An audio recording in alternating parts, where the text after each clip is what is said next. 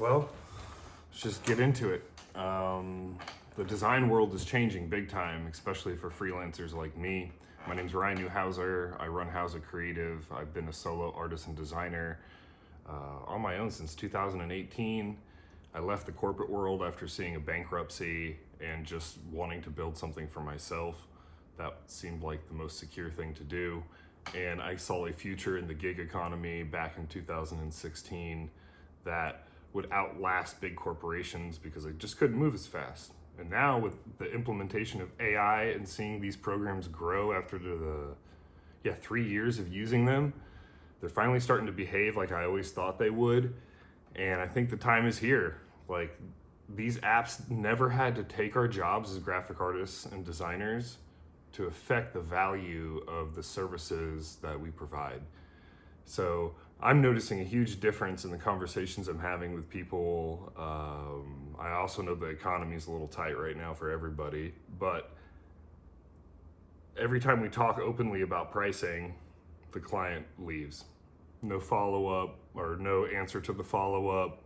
So the creative survival instincts in myself as a solo artist and designer for the past 7 years is to change the game. So recently I made a post that was absolutely terrifying for me because I've invested so much time in it, but pausing client work because the amount of time I was spending on crafting the client systems and the experience and working on the actual work as a solo business person was absolutely not a scalable model to do things. And I've done the hustle, I've done the late nights, I've done the underpaid gigs for exposure and things like that, but it got to a point where I had to do something because I think there was only like 1 or 2 jobs that I had last month, which was interesting.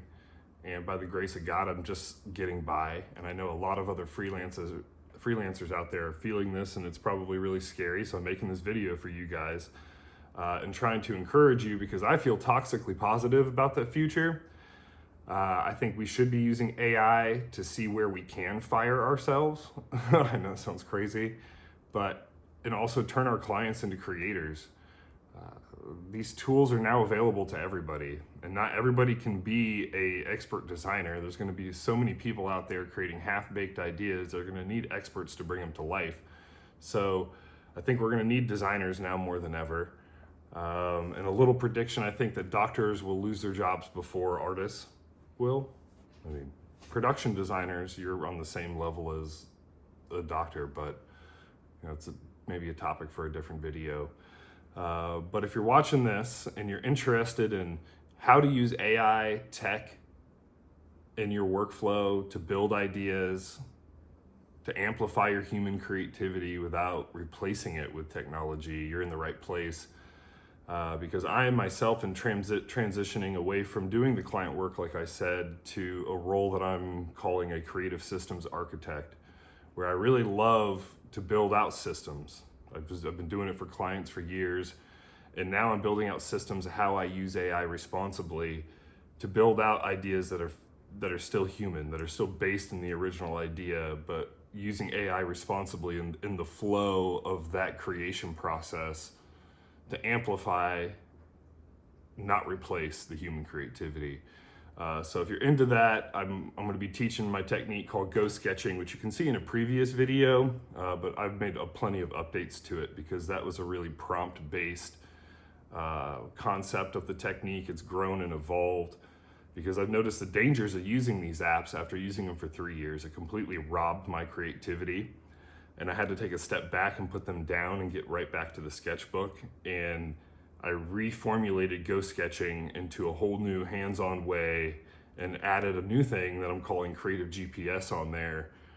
That is going to be a way for both of me, the client, or whoever I'm working with to discover a deeper understanding so we can develop better strategy, purpose, and align as a client and a customer, or as a customer, client, and me as the person who's going to build this, the designer, to be the architect of this system using AI and tech to have a better conversation and more aligned on the creative direction of what I'm doing for people. So I can move beyond just making cool stuff for cool companies and actually provide some substance, some value that I think will really help people out.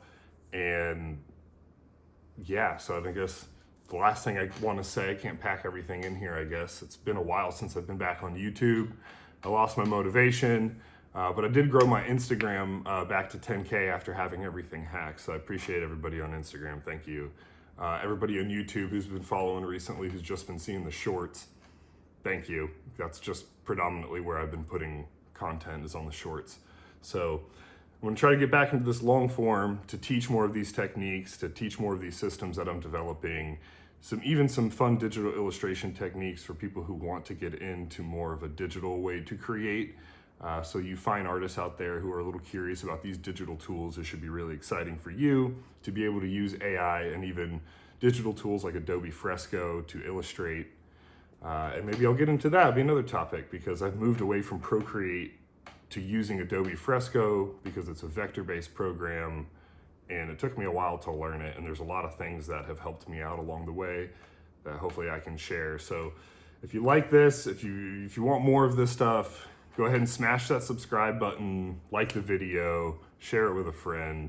I appreciate you guys. That was my ramble for today, because I got to make videos because there's so much on my mind I want to share with you. So appreciate you guys for sticking in there. Let's go back at it.